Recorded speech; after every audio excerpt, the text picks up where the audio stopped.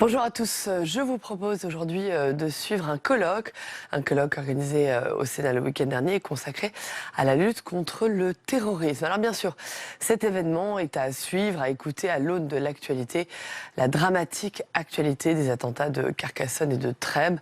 Alors la table ronde que je vous propose de suivre ce matin, elle est consacrée à la lutte contre le terrorisme dans 3 pays du Moyen-Orient, en particulier le Liban, la Syrie et le Yémen. Parmi les intervenants, l'organisatrice de cette manifestation, bien sûr, la sénatrice centriste Nathalie Goulet, le président du Centre d'analyse du terrorisme, Jean-Charles Brizard, ou encore la présidente de la Commission spéciale sur le terrorisme au Parlement européen, Nathalie Griesbeck. Voilà, tout de suite, donc, je vous propose de suivre ce colloque. Je vais arbitrairement arbitrer cette table et donner la parole à Romain Caillet pour l'instant, qui va nous parler du djihadisme chiite. Parce que je crois que ça va vous intéresser pendant les 45 minutes, vous allez rester là. Et puis ensuite, on reprendra le cours normal et je vais demander à Jean-Charles Brizard de nous excuser un tout petit moment, d'avoir modifié sa table. J'espère qu'il va pouvoir rester pour nous parler de son sujet qui est aussi extrêmement important. Romain, vous avez la parole pour 8 minutes. D'accord. En Syrie et en Irak. J'expliquerai plus loin la nuance entre djihad et djihadisme. Lorsqu'il est question du terrorisme islamiste d'inspiration chiite, et plus particulièrement du Hezbollah, la mémoire collective de notre société française renvoie généralement aux attentats ayant ensanglanté Paris dans les années 80, notamment celui de la rue de Rennes en 86 et bien entendu l'attentat à Beyrouth du Drakkar en octobre 1983 où périrent 58 soldats français. À l'énoncé de ce rappel historique, certains observateurs ont souvent tendance à considérer qu'il s'agit du passé et qu'il serait préférable de ne parler que de l'ennemi d'aujourd'hui, c'est-à-dire les groupes djihadistes sunnites, plutôt que de sans cesse se remémorer celui d'hier. Pourtant, le terrorisme islamiste d'inspiration chiite est toujours d'actualité. Rappelons que si le Hezbollah a été placé en 2013 sur la liste des organisations terroristes de l'Union européenne, c'est en raison de son implication dans un attentat à Burgas, en Bulgarie, sur le sol européen. C'est donc bel et bien un terrorisme et qui est aujourd'hui d'actualité. Au cours de cet exposé, nous n'évoquerons pas l'ensemble des terrains où évoluent des groupes se réclamant du djihad chiite et nous privilégierons une présentation des activités menées par le Hezbollah en Syrie et au Liban, ainsi que par les milices chiites irakiennes en Syrie et en Irak. Donc, dans cette première partie, pourquoi parler de djihad chiite? D'abord, étudions la différence entre djihad et djihadisme. Nous avons choisi de distinguer djihad et djihadisme. En effet, le concept de djihadisme est aujourd'hui à la mode et régulièrement employé pour désigner des groupes n'ayant pas grand-chose en commun. Ainsi, les supplétifs syriens de l'armée turque ayant récemment mené l'offensive contre la ville d'Afrin, tenue par des miliciens kurdes, ont souvent été qualifiés de djihadistes par certains éditorialistes. De notre point de vue, le djihadisme renvoie à une idéologie spécifique, salafiste djihadiste, dont se réclament l'État islamique et Al-Qaïda, privilégiant la lutte armée comme mode d'action politique. Cette définition s'accorde mal avec l'islamisme politique du gouvernement Erdogan ou encore d'autres mouvements islamistes, quand bien même revendiqueraient-ils leur lutte au nom du djihad, comme les sunnites du Hamas ou bien, ce dont il sera question au cours de cet exposé, des chiites du Hezbollah. Mais bien que je ne qualifie pas le Hezbollah de mouvement djihadiste, il faut quand même reconnaître que le Hezbollah a contribué à banaliser l'idéologie du djihad dans la société libanaise.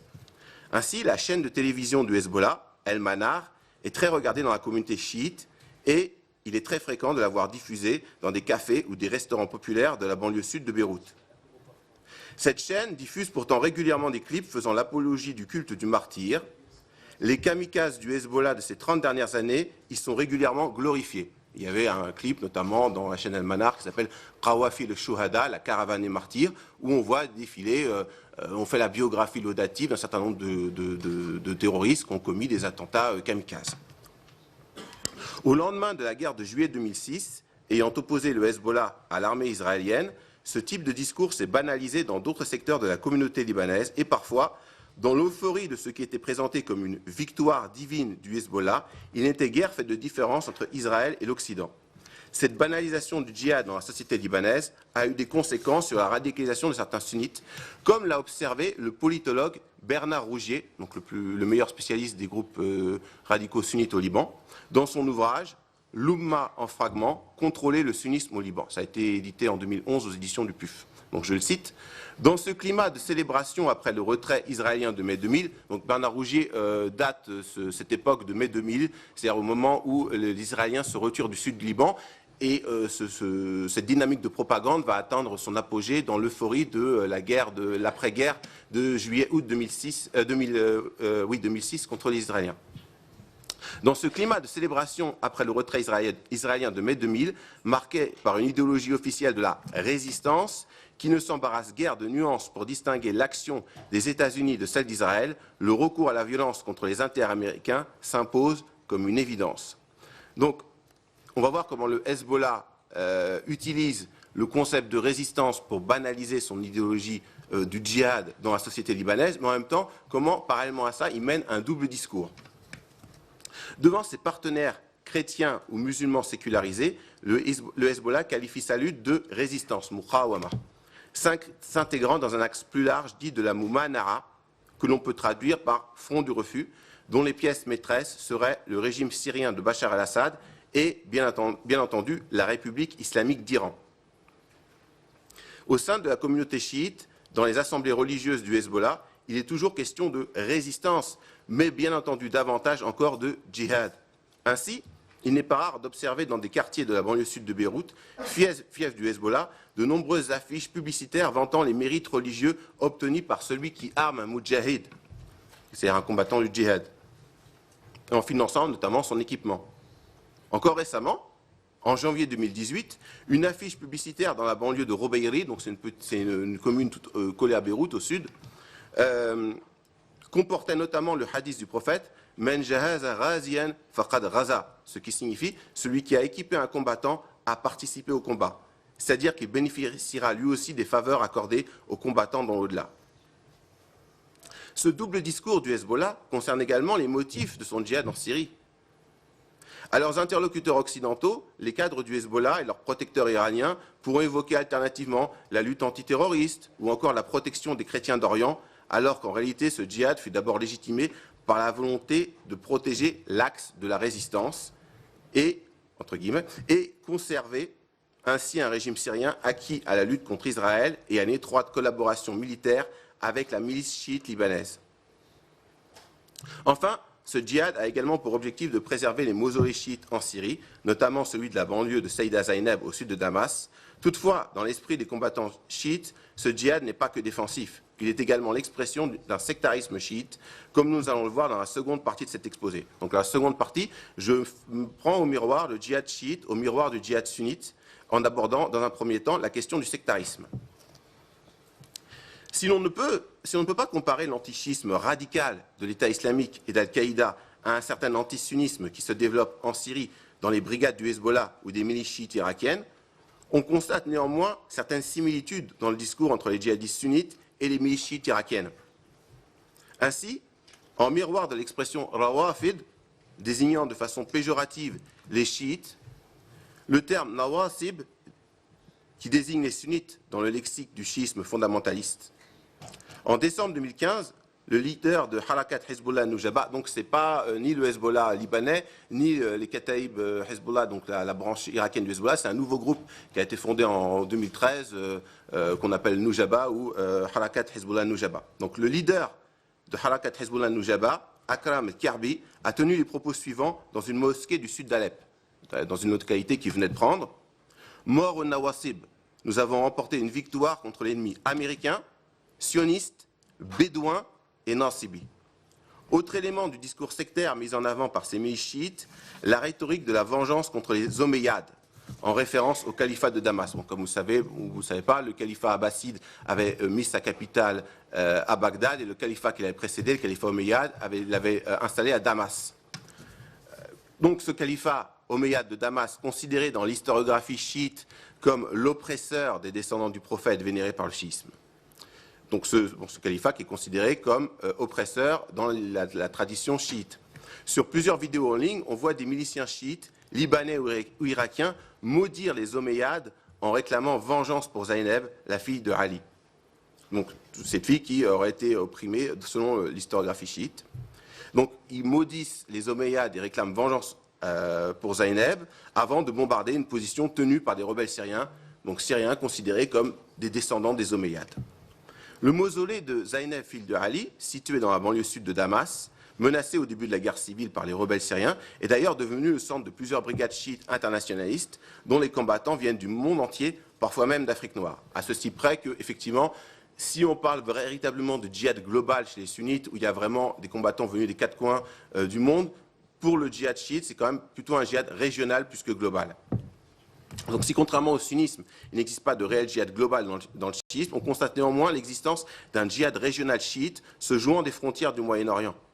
En Irak, les liens sont anciens entre le Hezbollah libanais et les milices chiites locales. Le cas de Ali Moussa Daqdouk est à cet égard éloquent. Capturé en 2007 par les soldats américains, donc en fait il était impliqué dans la mort d'au moins 5 Marines, il est libéré en 2012, près d'un an après le départ des troupes américaines. Alors, les Américains jusqu'au bout ont empêché la libération de ce terroriste, mais après les pressions des milieux chiites, des milieux chiites radicaux, les pressions de l'Iran sont devenues tellement fortes qu'il a finalement été libéré en 2012. Durant son séjour en Irak, Ali Moussa Daqdouk fut le conseiller des Asa'ib al-Haq, une milice dont le leader, Qais el-Khaz'ali, avait déclaré en mai 2017 « Nous allons établir une pleine lune chiite et pas seulement un croissant chiite ». Cette déclaration faisait bien entendu référence à la formule du croissant chiite utilisée par le roi de Jordanie pour désigner, au lendemain de la chute de Saddam Hussein, la nouvelle dynamique chiite allant de l'Iran au Liban via l'Irak et la Syrie. Outre des menaces régulières envers les troupes américaines en Irak, oui, parce qu'il faut savoir que Qais el-Khaz'ali, lui aussi avait été détenu par les Américains pendant la présence en Irak, puis libéré, puis revenu à la tête de sa milice, qui est soutenue par la coalition dans le cadre de la guerre contre le I. Donc après la bataille gagnée contre le I, et maintenant il invite régulièrement les Américains à quitter l'Irak et il les menace régulièrement les soldats américains d'attentats s'ils ne s'empressaient pas de quitter le territoire. Outre des menaces régulières envers les troupes américaines en Irak, Qais el-Khaz'ali s'est rendu au sud Liban en décembre 2017, vêtu d'un uniforme militaire en tenant des propos provocateurs envers Israël. J'ai bientôt fini. Alors, souvent on pourrait dire, alors, ces groupes-là, finalement, ils luttent contre Israël, on vient de le voir. Ils sont des alliés de l'antiterrorisme, mais qu'on le veuille ou non, à travers Israël, c'est l'Occident qui est menacé par ce djihad chiite.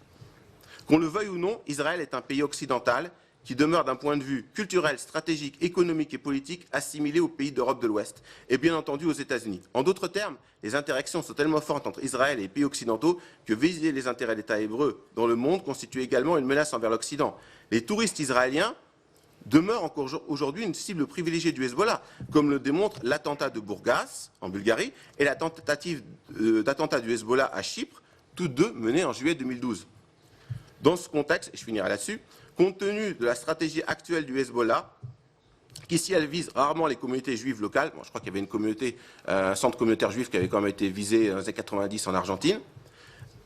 Donc compte tenu de cette stratégie qui vise rarement les communautés juives locales, elle cherche en revanche activement à frapper les touristes israéliens circulant en Europe. Personne ne peut donc conclure aujourd'hui à l'impossibilité dans l'avenir de voir les partisans du Hezbollah commettre un attentat anti-juif ou, plus probablement, anti-israélien sur le sol français. Je vous remercie.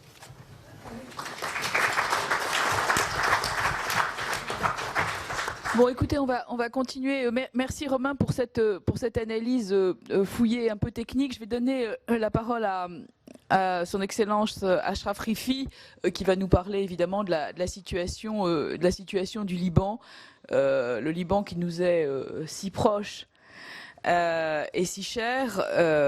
Et nous espérons que bientôt il y aura des élections, puisqu'elles sont décidées pour bientôt. Est-ce que vous pouvez nous parler un peu de la situation, Excellence ?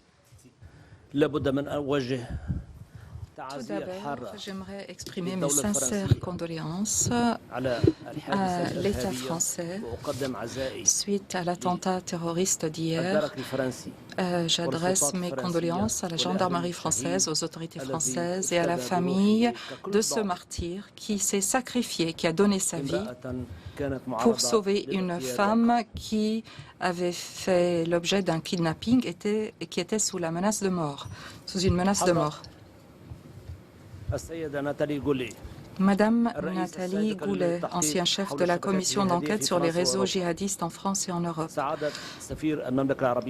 Monsieur l'ambassadeur du Royaume d'Arabie Saoudite, Monsieur l'ambassadeur de l'État des Émirats Arabes Unis, Monsieur l'ambassadeur du Yémen, chère audience, Mesdames et Messieurs.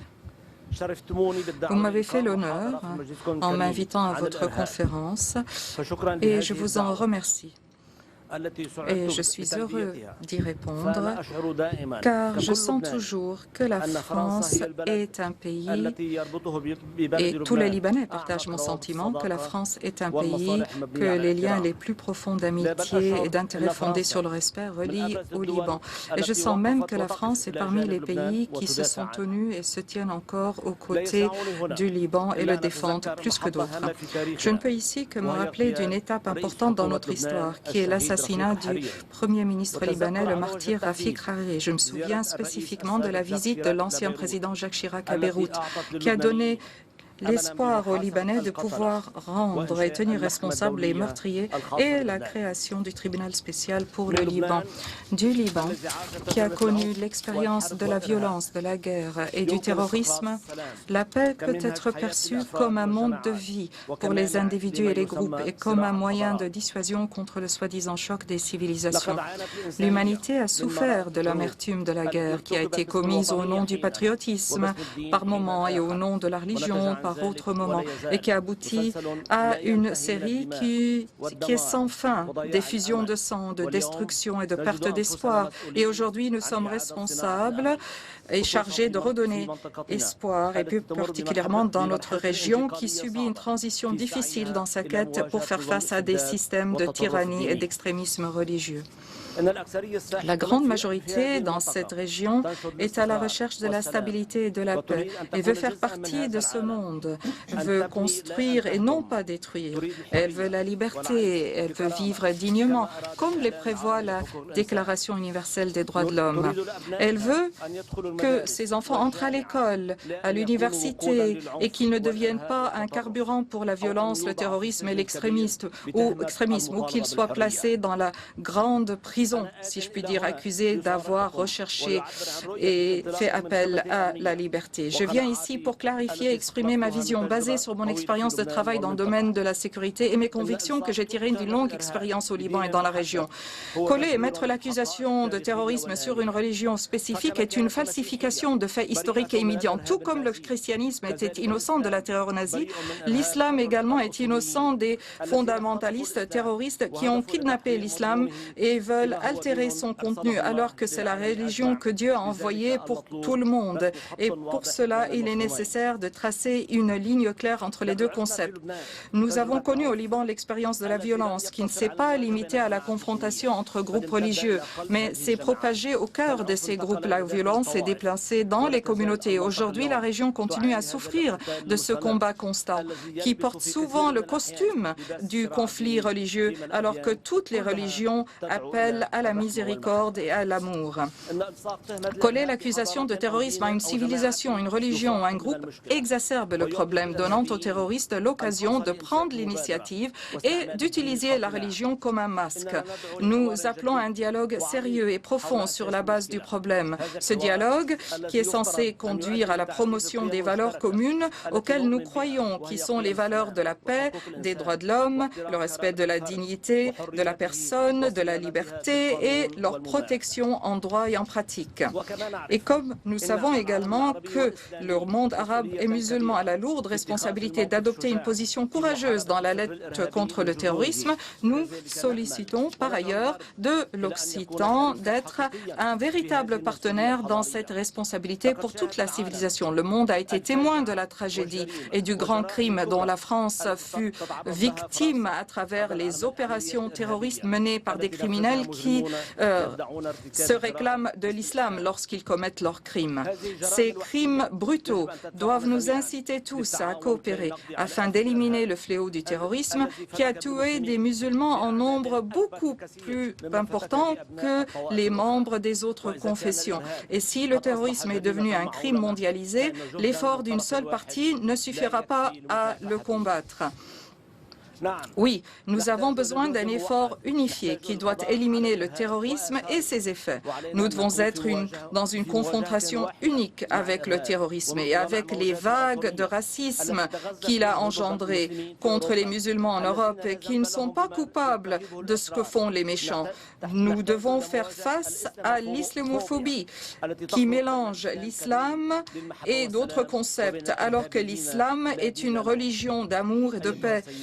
Et il ne faut pas faire l'amalgame avec des terroristes sans religion. Mesdames et messieurs, du fait de ma position précédente dans le domaine de la sécurité, j'ai été témoin de beaucoup de dossiers liés au crime, à la violence et au terrorisme. Je dois saluer dans ce noble conseil la journaliste française Odette Bouvier, dont les forces de sécurité intérieure FSI au Liban ont eu l'honneur d'aider à sauver sa vie et à la transférer de la ville de Homs jusqu'au Liban, puis en France, son pays natal. Je salue l'esprit du martyr, le général Wissam Al-Hassan, qui m'a aidé à mener à bien cette importante tâche et qui a été lui-même assassiné par la main du terrorisme, comme d'autres martyrs assassinés de la révolution du Cèdre. Je salue les braves révolutionnaires syriens qui ont sacrifié leur vie pour qu'Odette Bouvier puisse retourner en toute sécurité dans son pays et sa patrie. J'aimerais également mentionner le chercheur français qui a été kidnappé et assassiné par des criminels. Nous avons récupéré le corps de Michel Serra après des tentatives ardues du Premier ministre Rafik Hariri et ses kidnappeurs l'ont rendu dans un cercueil surgelé après qu'ils aient gardé son corps pour une longue période. L'enlèvement de Michel Serra fut le début d'une série d'enlèvements d'étrangers au Liban, une longue série. Mais en fait, c'était un enlèvement de tout le Liban. Et le jour où nous avons retrouvé son corps, j'ai insisté pour tenir une cérémonie officielle pour les adieux de son cercueil, ce qui est d'habitude réservé à nos martyrs militaires. Revenons à notre sujet principal, la grande question. Où est devenue la confrontation avec le terrorisme après la chute de Daesh en Irak?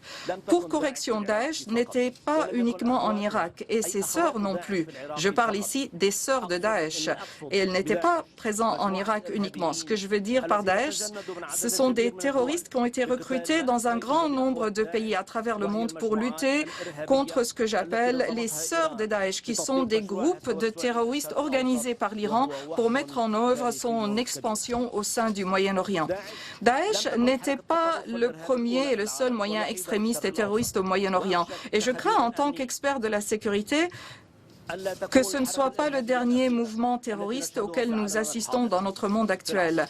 À l'ère moderne, qui a commencé au milieu du siècle dernier, la région a été témoin du premier phénomène de violence après la chute de l'État de Palestine. La violence était alors idéologique, elle n'était pas religieuse.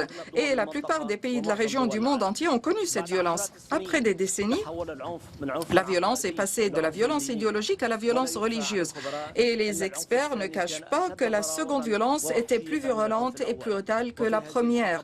Et à cette époque, nous avons vu le soi-disant phénomène d'Al-Qaïda. Et pour votre information, le mot Al-Qaïda veut dire la caserne ou le camp de l'armée où se regroupent les combattants. En français, c'est la base et en anglais, the base. Je ne vais pas discuter des raisons qui ont mené à la formation et à la constitution d'Al-Qaïda en Afghanistan, les raisons de son apparition. Mais je considère qu'il est nécessaire de signaler en tant qu'expert en sécurité que le phénomène qui porte le nom d'Arabes afghans, soi-disant, il s'agit en fait de combattants qui ont complété leur mission en Afghanistan et qui sont rentrés dans leur pays et ils ont causé beaucoup de conflits et de violences. Cette référence nous a appelle à réaliser les dangers auxquels on peut faire face dans l'avenir, ce qui est semblable à ce que nous pouvons appeler ici comme phénomène des anciens Daesh. Ici, nous devons souligner que ce groupe ou ce phénomène sera encore plus dangereux pour la paix mondiale et la sécurité. Nous avons une grande responsabilité commune et partagée. Daesh a subi une chute en Irak, mais comme cela a été indiqué dans le titre de mon intervention, mais ces sœurs, si je puis dire, ces sœurs entre guillemets, existent encore. La lutte contre le terrorisme ne peut réussir si nous traitons les conséquences de son crime uniquement, car le terrorisme est comme une cellule cancéreuse dont il faut traiter les causes, c'est-à-dire que le traitement consiste à traiter les causes tout comme les résultats. Le Moyen-Orient est en flammes et les actes violents, criminels et terroristes ont frappé de nombreux peuples de la région et ont touché de nombreux citoyens du monde. La chute de la Palestine a provoqué le lancement de la violence idéologique, puis religieuse. Et suite à ce fait et à cette situation, la région a vu l'apparition de quelques régimes totalitaires. Aussi, et depuis des décennies, l'Iran a infiltré certains pays arabes et a ajouté à la violence une violence plus vicieuse, car elle a provoqué des conflits sectaires, endormis depuis des centaines d'années, comme elle a instigé des sentiments nationalistes qui étaient eux aussi endormis depuis des centaines d'années. La responsabilité du monde face à ce fléau est grande et il n'y a aucun doute qu'un certain nombre d'États ont fait de grands efforts dans ce domaine, tant au niveau des résultats que des raisons. La coexistence a prouvé que les États totalitaires contribuent à la création et à la promotion du phénomène de terrorisme directement, et c'est-à-dire à travers un acte volontaire ou indirect, à travers un acte volontaire ou indirect, à travers une réaction indirecte à l'injustice et à la tyrannie que ces États exercent, car ils privent leur peuple de la possibilité de vivre dans la dignité. Un exemple de ce qui précède est la direction du mouvement terroriste islamique Fatah qui est sorti des prisons du régime syrien et le noyau de base de Daesh qui est également sorti des prisons de ce régime et des prisons de Nour al-Maliki en Irak. Nous avons souffert dans la région plus que d'autres de la violence, le terrorisme, et quelques pays de la région ont lancé des initiatives et des mesures innovantes dans ce domaine. Il faudrait saluer dans ce contexte les efforts du Royaume d'Arabie Saoudite et des Émirats arabes unis à l'appui des initiatives de dialogue des civilisations et la diffusion d'une culture de modération, de même que la mise en place de la première expérience dans la réhabilitation des terroristes pour les réinsérer dans la communauté. Le programme de conseil et de soins. Nous avons dans le monde des jeunes leaders qui sont, monde arabe, des jeunes leaders qui sont prometteurs et ambitieux et prennent des mesures audacieuses et puissantes et se dirigent vers la modernité fondée sur une véritable compréhension de religion qui est une religion d'amour et de tolérance et de l'acceptation des autres. Le monde est appelé à se joindre à ce phénomène et la communauté internationale devrait œuvrer pour trouver une solution à ce que nous considérons comme les causes fondamentales de la violence, c'est-à-dire trouver une solution juste à la cause palestinienne, remplacement des régimes totalitaires de la région par des systèmes démocratiques, extraire l'Iran de toutes les terres arabes, promouvoir et développer les centres de dialogue des civilisations et des religions, ceci concernant les raisons. Tant qu'au niveau des résultats, tandis qu'au niveau des résultats, il est nécessaire d'augmenter les capacités des agences militaires et de sécurité concernées, améliorer le niveau de communication entre les services de sécurité des pays concernés en fournissant des informations et leurs échanges et investissements. En conclusion, je voudrais exprimer mon grand plaisir au fait d'avoir pu participer à cette importante réunion sur place avec un certain nombre d'acteurs concernés par la lutte antiterroriste. Je remercie chaleureusement Madame Nathalie Goulet, ancienne chef de la commission d'enquête sur les réseaux djihadistes en France et en Europe. Mes salutations à la France et à son peuple et ses dirigeants qui sont un modèle de fraternité, de liberté et de justice, en espérant vous retrouver dans un monde plus sûr, stable et vivant en paix. Que la paix de Dieu et sa miséricorde soient sur vous. Alors, mesdames, messieurs, le général Assiri va rester encore un petit moment avec nous, et c'est heureux, pour un temps de questions-réponses. Mais comme on a eu une inversion de table, comme vous l'avez vu tout à l'heure, je vais quand même donner, si vous le permettez, général, à Jean-Charles Brizard la parole, parce que ce qu'il va vous dire va beaucoup vous intéresser également sur la situation en France et en Europe. On a eu un petit bouleversement, mais vous voyez que tout ça est en direct. Donc je vais donner la parole à Jean-Charles Brizard, puis on aura un petit petit moment de questions-réponses avec nos intervenants et puis nous reprendrons sur le Yémen et la Syrie. Je suis désolée de cette présentation qui est décousue, mais elle est liée à l'importance des orateurs que nous avons aujourd'hui et qui priment. Je suis sûre que vous allez pouvoir recoller tous les morceaux d'ici la fin de la journée, d'autant qu'en plus toutes ces interventions sont en direct sur Euronews et que vous pourrez revoir, si jamais vous avez raté un épisode, vous pourrez reprendre le cours de nos interventions. Monsieur Brizard, vous avez la parole avec nos excuses pour ce décalage. Merci Madame le Sénateur. Désolé. Pardon ? Excusez-moi. Non, vous n'y êtes pour rien, non. Merci de cette initiative. Je vais être rapide, moi aussi. Je voulais parler de l'attentat de Trèbes, bien sûr, qui vient nous rappeler, d'abord, pour dire que j'ai une pensée pour, comme tous ici, je pense, pour les victimes de ces attentats, pour rendre hommage aux forces de l'ordre, encore une fois visées par ces terroristes, rendre hommage particulièrement au courage, vous l'avez fait, Madame le Sénateur, au courage et au sacrifice du lieutenant-colonel de gendarmerie Arnaud Beltrame, qui est décédé ce matin des suites de ses blessures et qui a fait le sacrifice ultime de sa vie pour sauver celle des autres. L'attentat de Trèbes, malheureusement, est venu nous rappeler l'intensité de la menace terroriste qui pèse sur notre pays, plus généralement sur l'Europe et encore plus généralement sur le monde. Le fait que les attentats, s'ils paraissent espacés dans le temps, on a même parlé d'accalmie dans les médias hier soir, en se trompant bien sûr, les terroristes agissent dans le temps long. Et on l'oublie. Et c'est bien sûr une illusion de penser, de croire qu'ils auraient même temporairement renoncé, bien sûr, à leur dessein. On l'a vu, les terroristes adoptent un mode opératoire désormais classique, tuer avant de se retrancher avec des otages pour affronter les forces de l'ordre, des cibles également désignées, des organisations djihadistes et privilégiées par les terroristes, qui passent eux-mêmes à l'acte, à savoir les forces de l'ordre, qui constituent, je le rappelle, 67% des cibles des projets, tentatives et attentats qui ont été perpétrés en France depuis 2014. Ça signifie quoi? Ça signifie que le recul territorial de l'État islamique en Syrie et en Irak n'a pas mécaniquement réduit le niveau de la menace et que si l'offensive a certes permis d'affecter les capacités opérationnelles, temporairement en tout cas de l'organisation, notamment à frapper nos pays, elle ne les a pas réduites à néant. Pas plus qu'elle n'a réduit à néant, elle n'a que désorganisé son appareil de propagande. En 2017, les pays de l'Union européenne ont été la cible de 62 incidents terroristes, 15 attentats, 40 projets, plus de la moitié en France. En réalité, la disparition prévisible du califat territorial ne sonne pas le glas de la menace terroriste pour au moins deux raisons. D'abord parce qu'on est face à des organisations, l'État islamique et Al-Qaïda, qui sont des organisations qui ont montré dans le passé leur résilience. Souvenons-nous qu'en 2009, les États-Unis disaient du prédécesseur de l'État islamique qu'il était éradiqué en Irak. En outre et surtout, ces organisations disposent d'une myriade de filiales qui assurent la longévité de la menace. À l'instar de ce qui s'est produit avec Al-Qaïda après la perte de sa base territoriale, l'État islamique d'organisation est en train de devenir un véritable réseau terroriste. Cette évolution a été anticipée, l'évolution militaire sur le terrain a été anticipée par les dirigeants de l'État islamique. Dès novembre 2016, Abou Bakr al-Baghdadi invitait ses partisans, qui ne pouvaient plus rejoindre le cœur du califat, en Syrie et en Irak, à rallier d'autres wilayas. L'État islamique est désormais implanté dans plusieurs régions du monde, principalement en Afrique, au Yémen, en Afghanistan, en Asie du Sud-Est, sans compter les cellules dormantes ou les relais logistiques de ces organisations, comme on l'a vu avec les attentats de Paris ou de Bruxelles. Les prémices du développement par ces filiales de capacités d'action à l'extérieur de leur territoire sont déjà visibles. Dès 2016, la branche de l'EI en Afghanistan, Khorasan, était liée à un projet d'attentat déjoué à New York.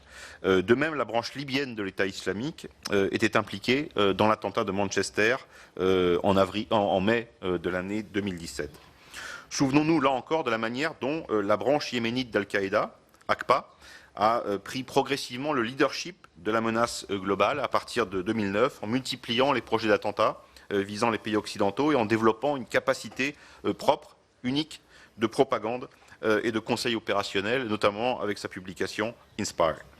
Ce déplacement donc de la capacité opérationnelle vers des territoires lointains de l'État islamique s'observe déjà depuis plusieurs mois.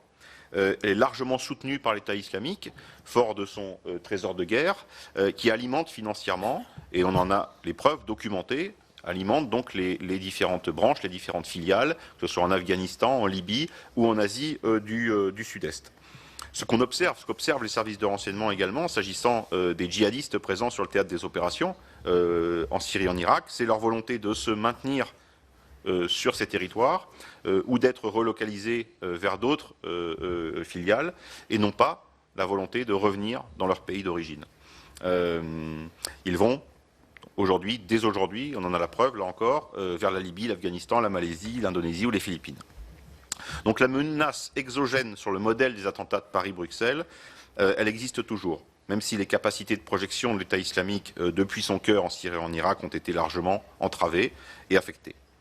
Nous sommes dans une phase de transition avec une recomposition sans doute progressive des capacités opérationnelles.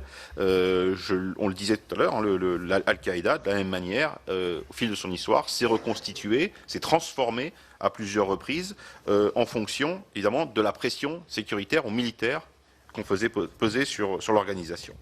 Et la seconde raison pour laquelle la menace ne disparaît pas, elle me paraît beaucoup plus importante encore, elle réside dans la capacité de l'État islamique et d'autres organisations djihadistes à mobiliser leurs partisans et à inspirer leurs sympathisants.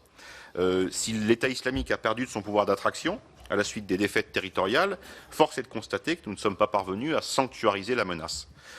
Pourquoi ? Parce que vouloir réduire l'État islamique à un territoire dont la disparition verrait donc ipso facto la menace s'évaporer est une erreur, tout simplement parce que l'idéologie n'est pas, bien sûr, sanctuarisable. Et résumer l'État islamique à un objectif territorial conduit à la même cécité que celle qui fit penser à certains en 2014 que l'État islamique ne s'en prendrait pas à notre territoire. En réalité, la défaite les renforce. Et c'est un paradoxe, légitime en quelque sorte leur combat aux yeux de leurs sympathisants et de leur soutien. La réalité, c'est qu'aujourd'hui, l'essentiel de la menace, elle est endogène.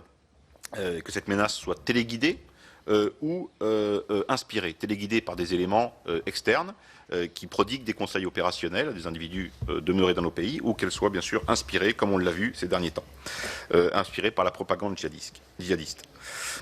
Donc la menace est diffuse, imprévisible, il n'existe plus de profil type, les modes opératoires sont improvisés, les armes sont rudimentaires, et les passages à l'acte ne suivent plus nécessairement une logique de groupe, et le lien entre ces acteurs locaux qui frappent et les organisations terroristes est de plus en plus virtuel.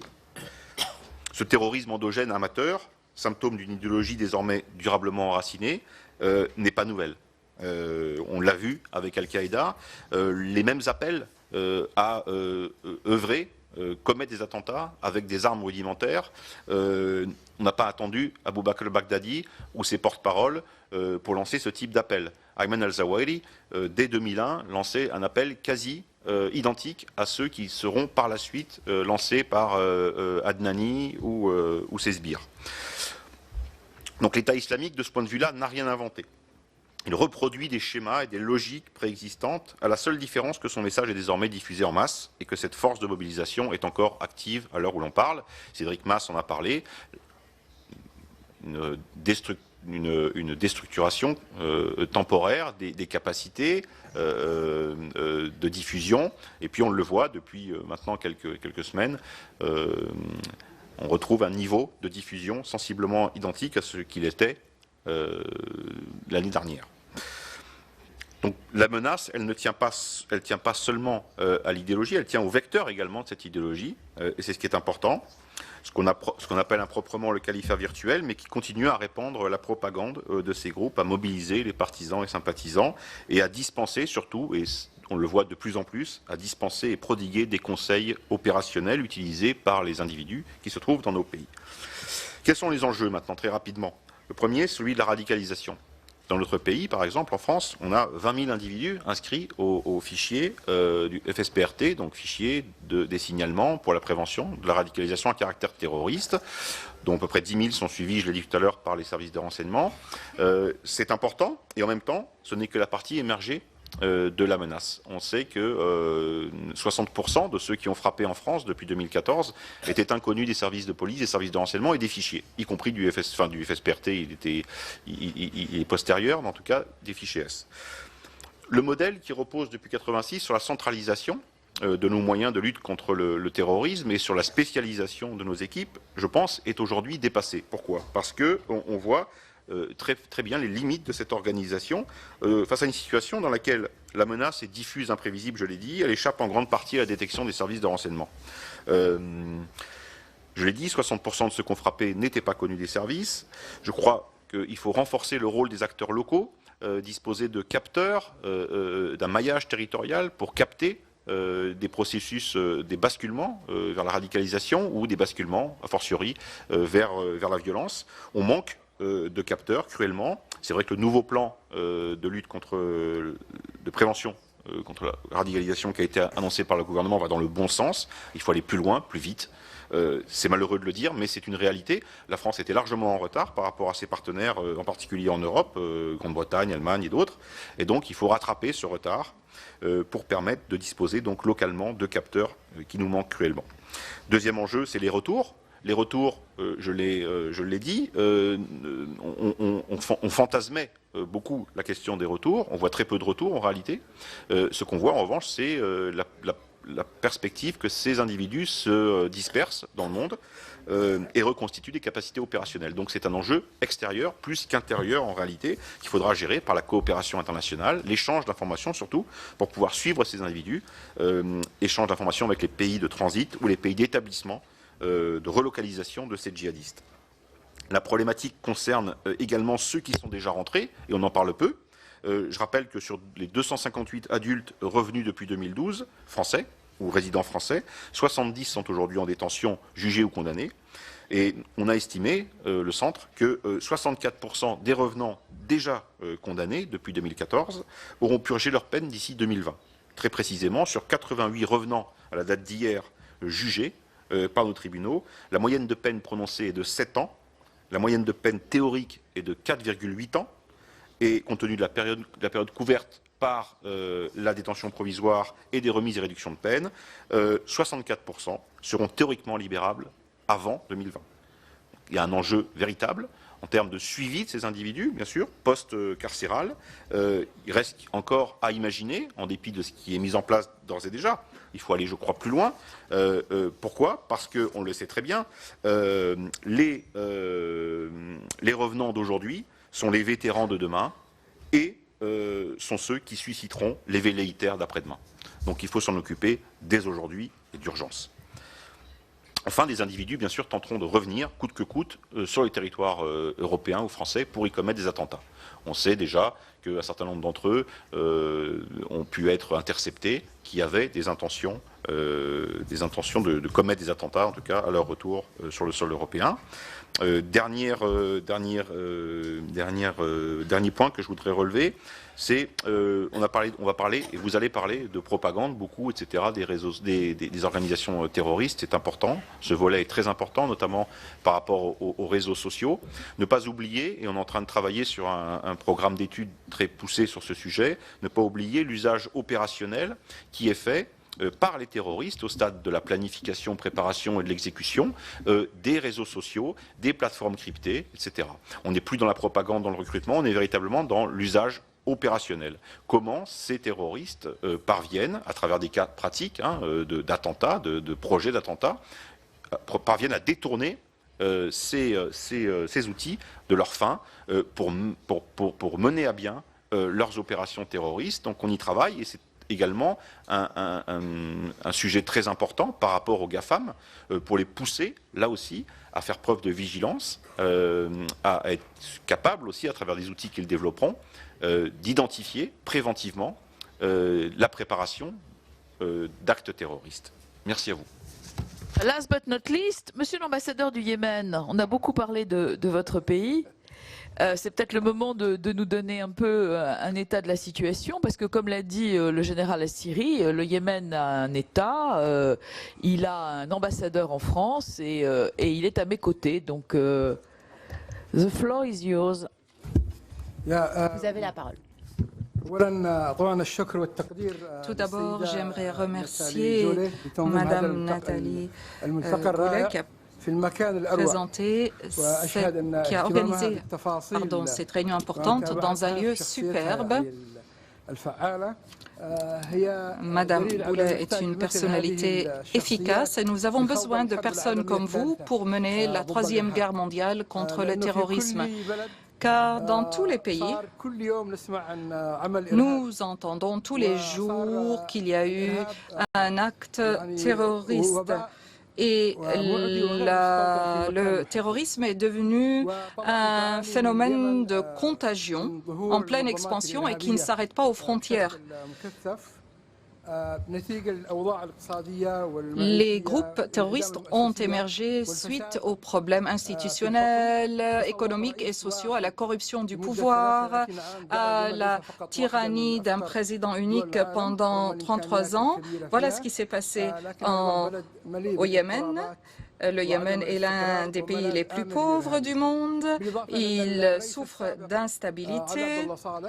Et l'ancien président Saleh a coopéré avec des terroristes. Il a collaboré avec Al-Qaïda et les frères musulmans et tous ceux qui appellent à l'extrémisme et au terrorisme. Et en dernier lieu, les milices Houthis.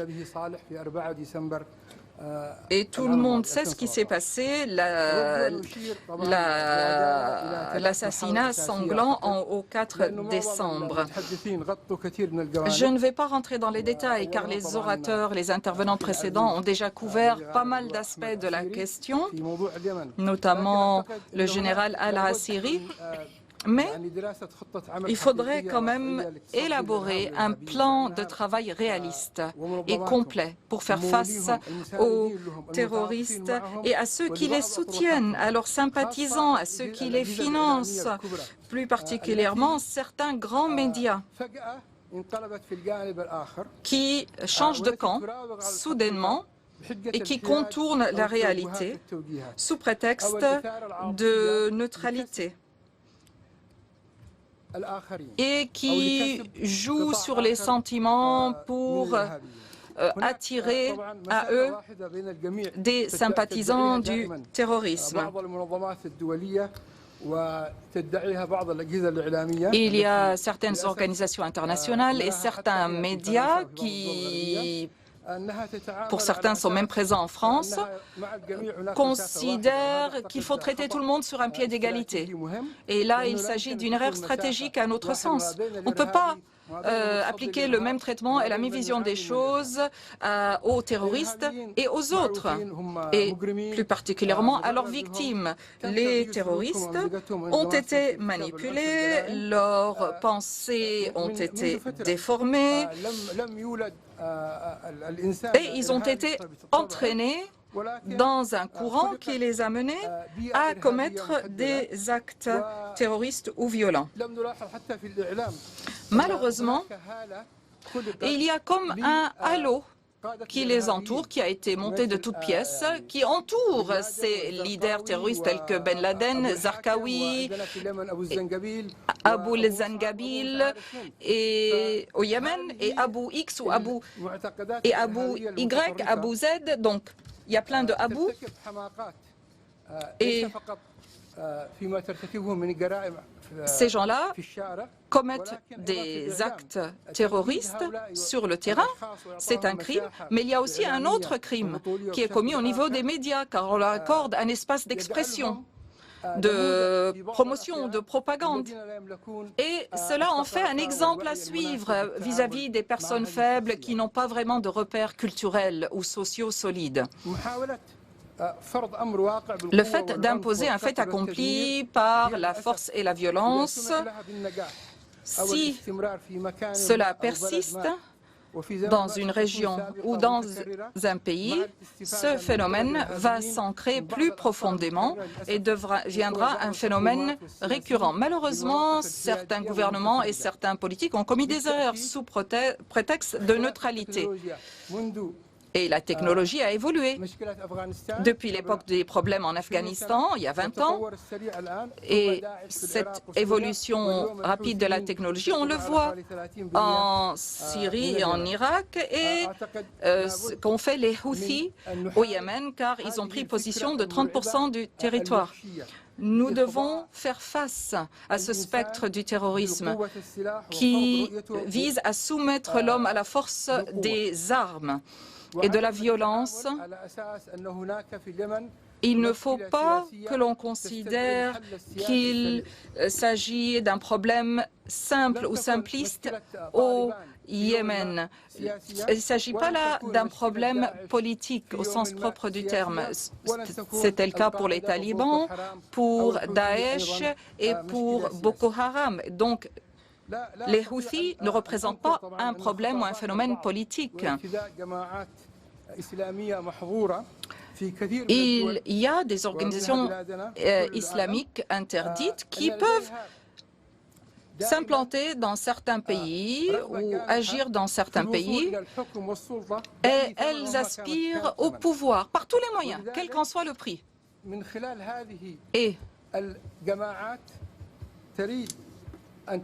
ces groupes utilisent tous les moyens possibles et imaginables et accueillent favorablement toutes les alliances qu'ils peuvent créer avec d'autres groupes afin d'arriver au pouvoir. Le terrorisme n'est pas un phénomène personnel ou individuel. Il s'agit d'une tendance, d'une orientation. Les Houthis au Yémen, au départ, sont limités en nombre et ils représentent quelques milliers au sein d'un pays de 27 millions d'habitants. Cependant, ils pratiquent le terrorisme sous ses pires formes et expressions et prétendent avoir un droit dynastique et divin au pouvoir. C'est ce qu'avaient déjà fait les talibans et Daesh, entre autres. Les organisations terroristes et extrémistes que vous connaissez, toutes celles que vous connaissez, on constate que personne ne veut reconnaître les aider, ne veut admettre les aider ou les soutenir, sauf par derrière et de manière détournée et cachée. Sauf pour ce qui est du Hezbollah. Là, le soutien apporté par l'Iran au Hezbollah est clair et net et visible par tous. Et il n'y a même pas besoin d'avoir recours à des prétextes ou des raisons pour justifier cela de leur part. Les Houthis, qui sont les Ansar Allah, comme ils s'appellent,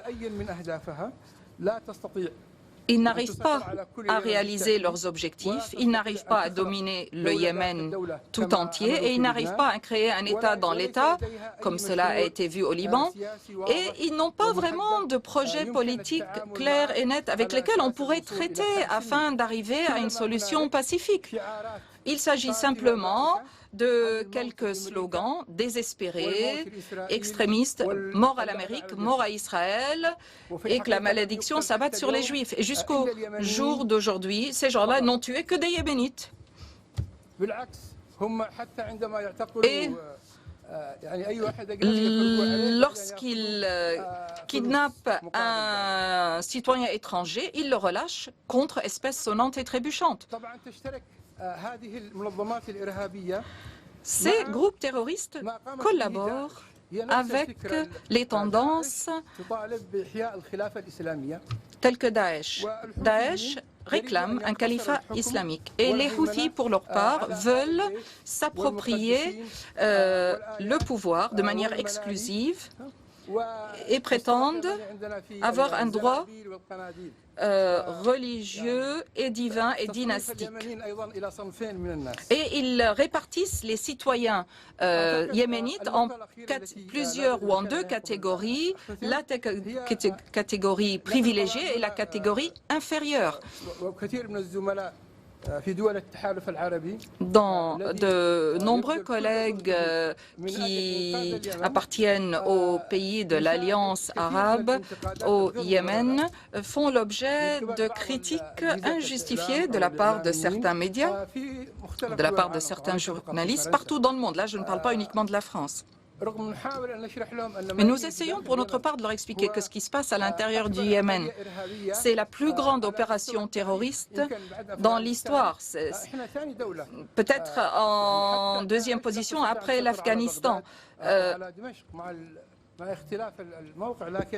Il ne s'agit pas là de comparer notre situation avec ce qui s'est passé à Bagdad et à Damas, mais pour ce qui est du Yémen et de Sanaa, les Houthis ont commis des crimes innombrables. Ce sont eux la raison de la détérioration de la situation au Yémen, la détérioration des conditions de vie et de la famine au Yémen. Le Yémen, à l'époque, ce n'était pas la Suisse, c'est vrai. Et les Houthis, tout comme les autres terroristes, n'ont aucune crédibilité et considèrent qu'ils sont au-dessus de toute reddition de comptes, accountability, et que les considérations des droits de l'homme ne s'appliquent pas à eux. Et je cite plus précisément la résolution des Nations Unies numéro 2216. À présent, ils lancent des roquettes sur les civils à l'intérieur du Yémen et même en direction de l'Arabie saoudite. Les Houthis, à présent, sont la plus grande organisation terroriste du monde. Merci.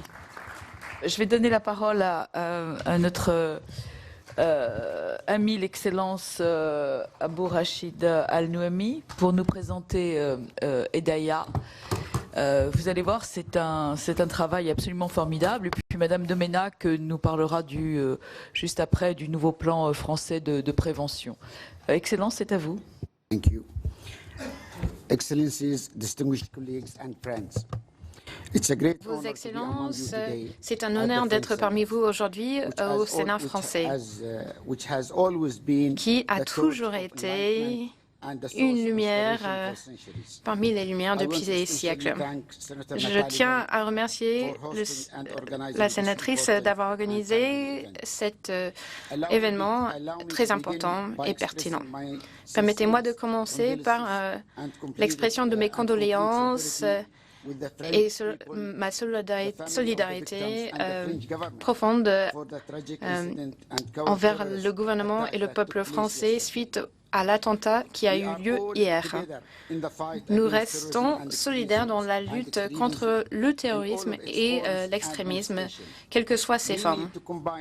Il faut réunir nos efforts et continuer nos opérations à tous les niveaux. Les forces du noir ne peuvent pas réussir et ne peuvent pas prendre le contrôle de notre civilisation ni nous enlever notre humanité. Il faut poursuivre avec nos efforts collectifs pour assurer notre existence paisible et la tolérance et la diversité. L'avenir nous appartient. Il ne nous reste qu'une seule option, c'est-à-dire poursuivre. Mesdames et messieurs, je suis de l'avis que nous sommes à un point tournant dans l'histoire de notre coopération internationale dans la lutte contre l'extrémisme et le terrorisme.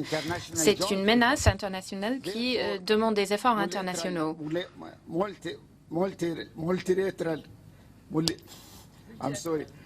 Excusez-moi. La collaboration multilatérale est la pierre angulaire dans cette lutte, quelles que soient ses formes et manifestations à travers le monde. En particulier, on a tendance à croire que c'est l'idéologie qui sert de moteur au terrorisme. Grâce aux leçons tirées de notre analyse, nous comprenons mieux les moteurs de l'extrémisme et les meilleures pratiques à mettre en œuvre.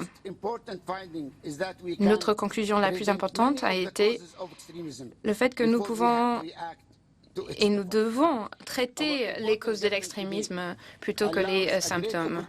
Aujourd'hui, nous avons l'occasion non seulement de partager et de réfléchir à nos actions précédentes, mais aussi de discuter des stratégies à employer à l'avenir en gardant à l'esprit les opportunités et les besoins de chacun. Dans un contexte économique, par exemple, l'islam radical est le résultat direct des tentatives systématiques de prendre le contrôle de l'islam afin de le transformer en idéologie politique qui servirait le programme extrémiste des groupes terroristes tels que l'État islamique et Al-Qaïda. Troisième point. Souvent, les chercheurs et les intellectuels au Moyen-Orient reste convaincu que les racines du terrorisme et des groupes extrémistes et radicaux proviennent de la fraternité musulmane. Abdullah Afzal, le père fondateur et le formateur d'Osama bin Laden, a été membre de la fraternité musulmane. Osama bin Laden et Bawari étaient aussi des membres de la fraternité. Ayama Bawari, il y a quelques jours de cela, a exprimé sa sympathie et son soutien et sa solidarité avec cette fraternité musulmane. Et un autre exemple a été une interview diffusée sur Al Jazeera et le leader spirituel de la fraternité musulmane, al-Baghdadi, a été identifié dans cette communication comme membre de la fraternité musulmane. Et vous pouvez, si vous le souhaitez, trouver cette interview sur YouTube. La fraternité musulmane a servi de foyer pour tous les groupes extrémistes et terroristes. Et ce n'est pas une solution uniquement militaire qui est nécessaire. Il faut arrêter le financement de ces groupes, il faut arrêter et perturber le recrutement des combattants étrangers. Et il faut contrer la promotion des violences sur les réseaux sociaux et empêcher l'utilisation du sentiment religieux dans la radicalisation des personnes appartenant à ces groupes. Il faut créer une politique de zéro tolérance qui peut lutter contre l'extrémisme violent. Une action collective est nécessaire afin de soutenir afin d'empêcher tous les pays qui servent de pays hôtes aux terroristes, démanteler ces réseaux de financement du terrorisme s'avère être nécessaire. L'efficacité de notre lutte contre l'extrémisme dépend de l'élimination de toutes sortes d'instabilités dans le Moyen-Orient. Il faut restaurer la stabilité en Libye, en Syrie, au Yémen et en Somalie afin de démanteler tous les refuges des organisations terroristes. Et il faut renouer les relations entre les différentes parties prenantes dans ces pays. Et en plus, la communauté internationale devrait empêcher tout effort d'extrémisme terroriste. Les médias sociaux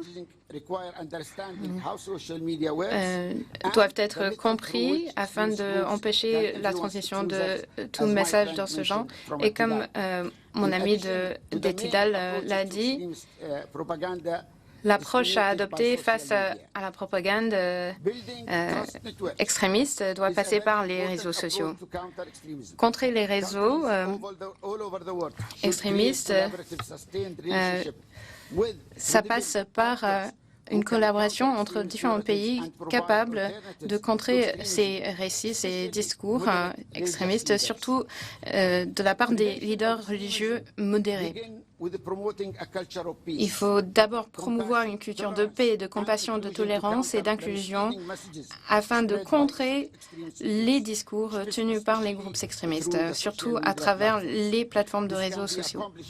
Cela peut être accompli pour créer un meilleur avenir qui donne de l'espoir aux jeunes, surtout dans les pays en voie de développement, et un partenariat des partenariats avec le secteur privé, avec les start-up peuvent aussi contribuer à ces efforts. Tous les pays doivent être impliqués dans ces efforts pour construire et ouvrir des canaux de communication et pour partager des informations qui nous permettront de confronter le problème de la radicalisation qui facilite le travail des organisations extrémistes.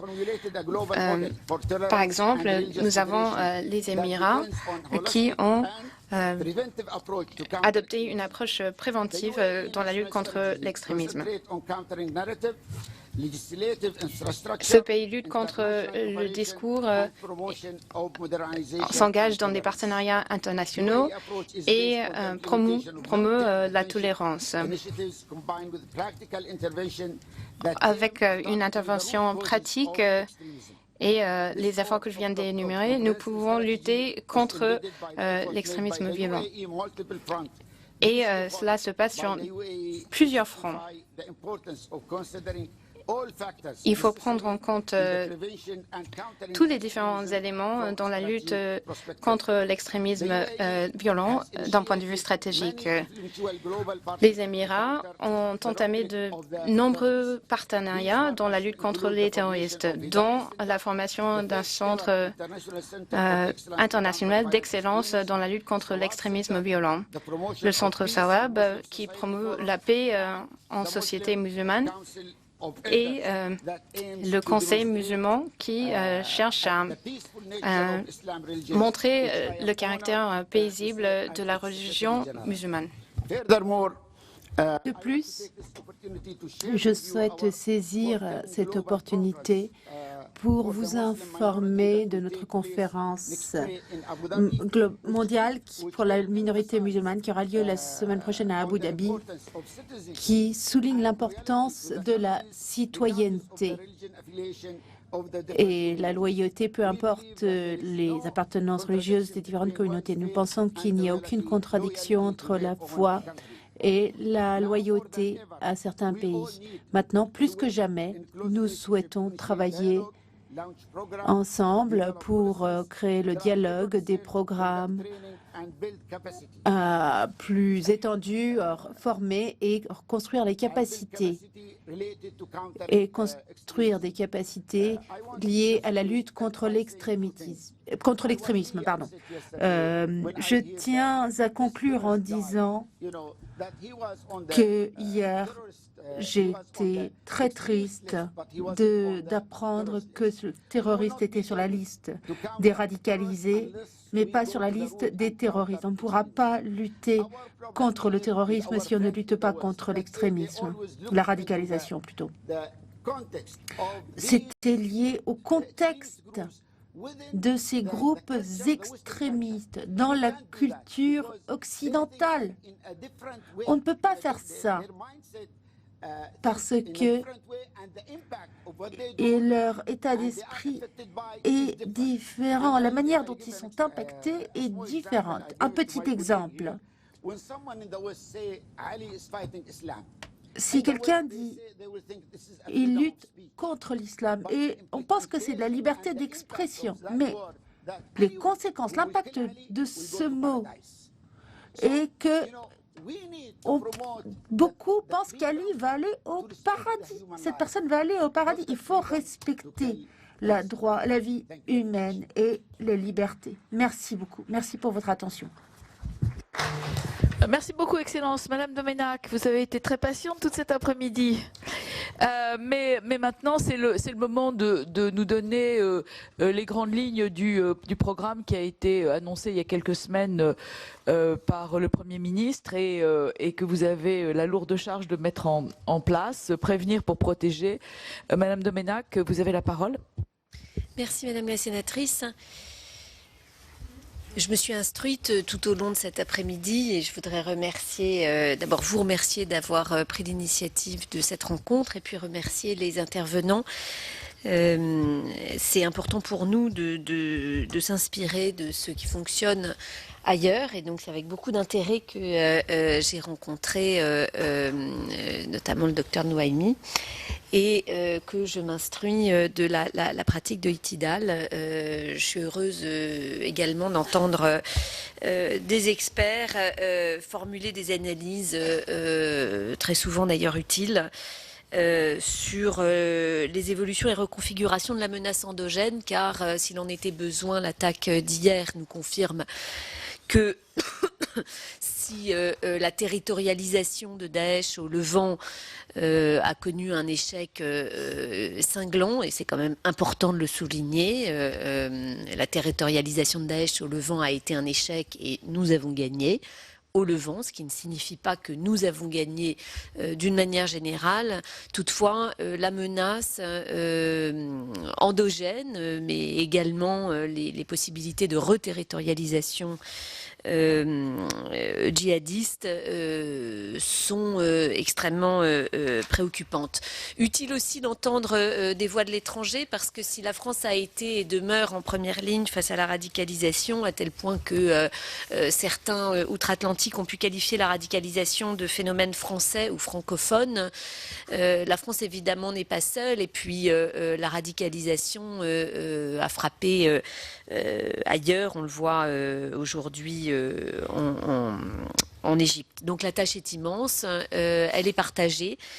Et nous devons apprendre, bien entendu, les uns des autres, avec la conscience, et bien entendu que nos sociétés sont différentes.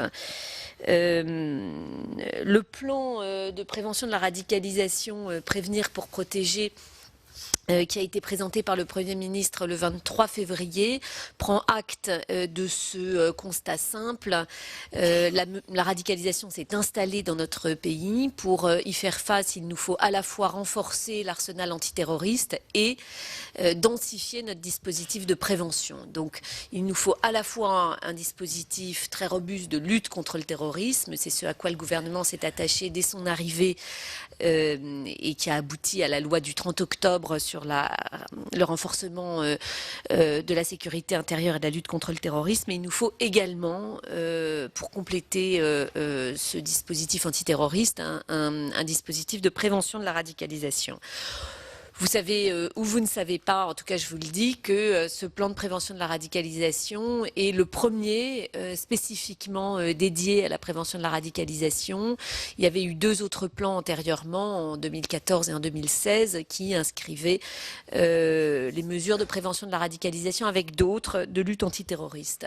Aujourd'hui, on reconnaît donc la prévention de la radicalisation comme une politique publique spécifique. En France, c'est une politique nouvelle. Jusque 2014, nous n'avions pas de dispositif de prévention de la radicalisation au sens où nous articulerions logique de sécurité et logique sociale. Car c'est bien de ceci qu'il s'agit, puisque la radicalisation met en cause non seulement notre sécurité, mais également notre cohésion sociale. Il n'est qu'à regarder les réactions aux attaques, à l'attaque d'hier, pour constater les mises en cause de notre cohésion, avec parfois d'ailleurs des rumeurs et bien entendu une exploitation du malheur causé par cette attaque.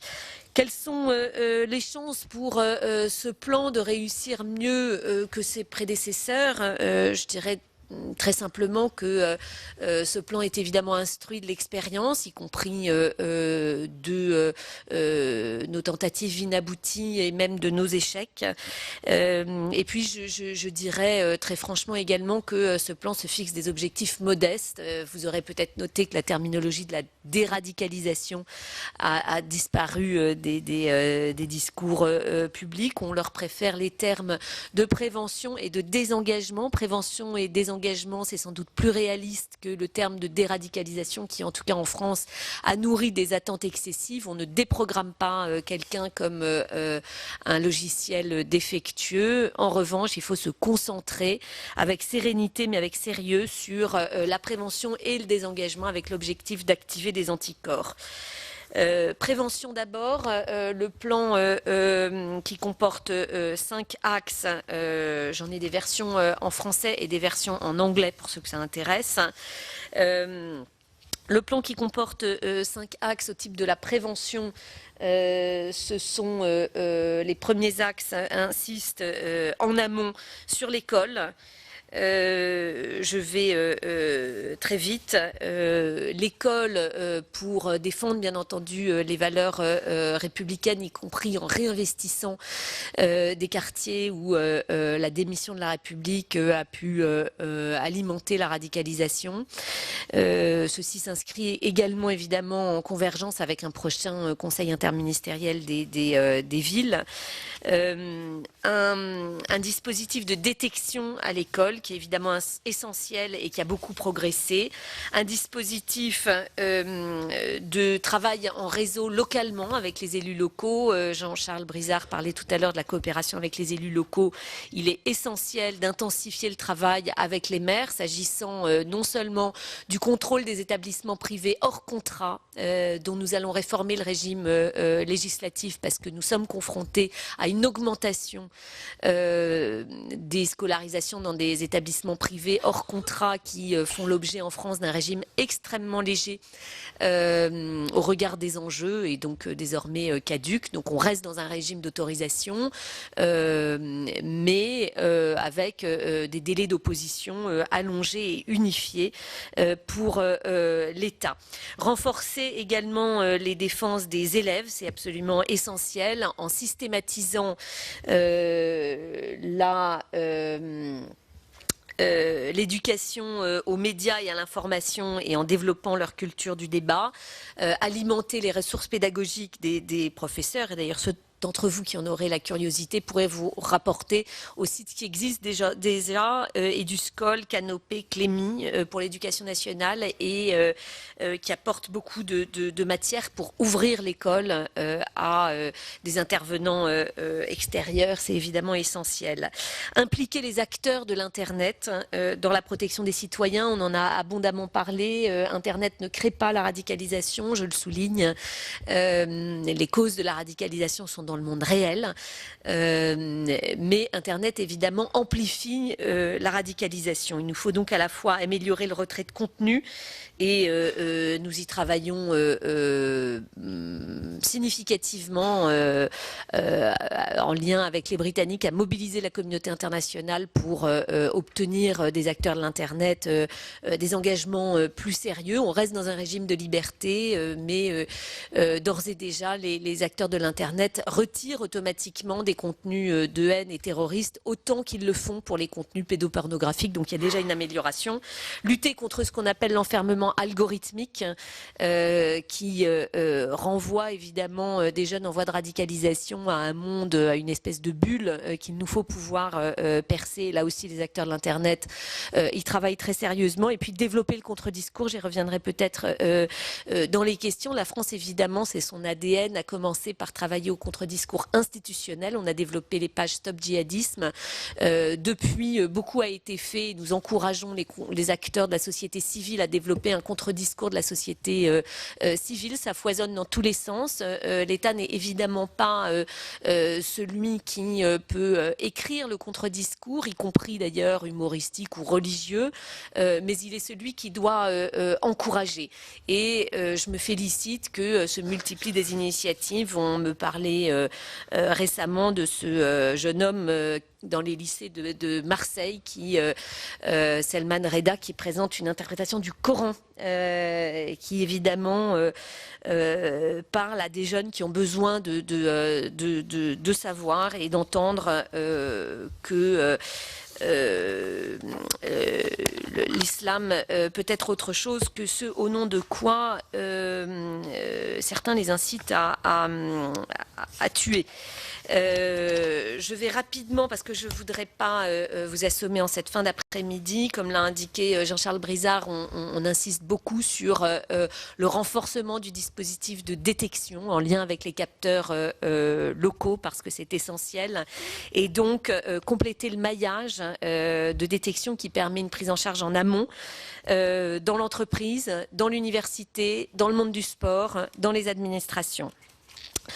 Mieux prévenir, c'est également anticiper pour mieux comprendre, mettre en réseau les dispositifs de prospective entre nous, entre différents pays, et puis associer les chercheurs en sciences sociales à la compréhension du phénomène. À cet égard, l'accès qui est prévu pour les chercheurs en sciences sociales au fameux fichier FSPRT dans des conditions évidemment de sécurité sera essentiel.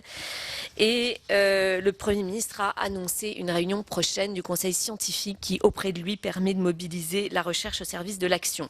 Professionnaliser les acteurs en mobilisant également non seulement les acteurs de droit commun, pas de gourou autoproclamés de la radicalisation, mais les acteurs de droit commun, c'est essentiel. Mobiliser également les professionnels de santé mentale, non pas parce que la radicalisation est d'abord un enjeu de santé mentale, mais parce que la réponse en santé mentale apporte une plus-value. Et puis mobiliser aussi le réseau du droit des femmes, parce que c'est également un enjeu pour les femmes et que les femmes sont une partie de la réponse. Enfin, bien entendu, adapter le désengagement. Et ici, je voudrais souligner que le désengagement et la réinsertion commencent pour nous, notamment pour les mineurs de retour du théâtre syro-irakien. Vous savez que la France a le triste privilège d'avoir un nombre important de mineurs sur zone. On considère que nous avons 500 mineurs sur zone, dont la moitié aurait de moins de 5 ans. 77 sont revenus, donc 80%, donc les 4/5e ont moins de 8 ans. Ce qui veut dire à la fois qu'il faut relativiser le phénomène, mais en même temps prendre la mesure de l'enjeu de long terme. Et donc, c'est un suivi dans la durée que nous nous fixons pour ces mineurs de retour, un suivi qui tienne compte de la spécificité de ces enfants, évidemment, à la fois victimes, mais potentiellement dangereux. Adapter le désengagement, c'est mieux suivre les détenus en pénitentiaire, mais également en milieu ouvert. Et également, vous savez, la ministre de la Justice l'a annoncé, réformer et créer des nouvelles places de détention. 1500 places vont être créées pour des détenus radicalisés. Nous retenons le principe de la séparation. Là aussi, nous apprenons de nos expériences passées. Enfin, nous devons préparer la sortie pour éviter les sorties sèches et puis poursuivre l'expérimentation qui a été initiée en Île-de-France d'une prise en charge individualisée de personnes sous main de justice, comme d'ailleurs ça fonctionne en dehors de nos frontières à Ruse. Voilà, en conclusion, un plan de mobilisation, mais un plan réaliste. Nous ne pensons pas avoir la baguette magique, c'est pour ça que ça nous intéresse d'entendre ce que les autres pays font. Et ni déni parce que la menace existe, ni panique parce que c'est démobilisateur. En revanche, il nous faut continuer de nous mobiliser et accélérer notre mobilisation. C'est le message de ce plan. Je vous remercie de votre attention et évidemment, je me tiens à votre disposition pour répondre aux questions. Voilà donc pour ce colloque consacré à la lutte contre le terrorisme, un colloque à suivre bien sûr à l'aune de la dramatique actualité des attentats de Carcassonne et de Trèbes. Et alors que l'hommage au lieutenant-colonel Arnaud Beltrame aura lieu mercredi matin, vous pourrez le suivre d'ailleurs en direct sur notre antenne. Cette table ronde était consacrée donc à la lutte contre le terrorisme, en particulier dans 3 pays du Moyen-Orient, le Liban, la Syrie et le Yémen. Voilà, vous pouvez bien sûr revoir ce programme sur notre site internet publicsénat.fr.